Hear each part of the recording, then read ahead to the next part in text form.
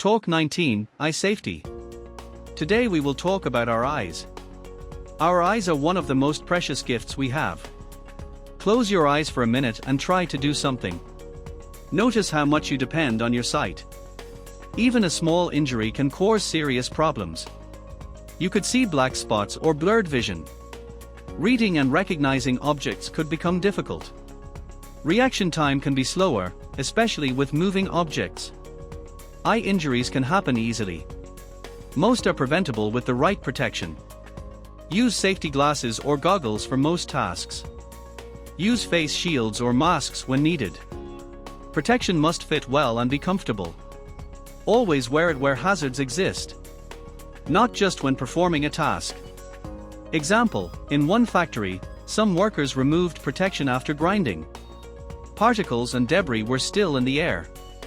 Lesson: always protect your eyes whenever there is risk.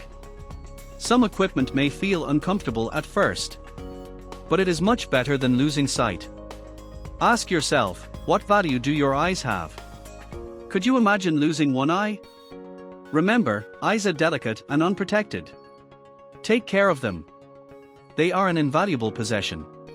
Protect your eyes today, so you can see clearly tomorrow.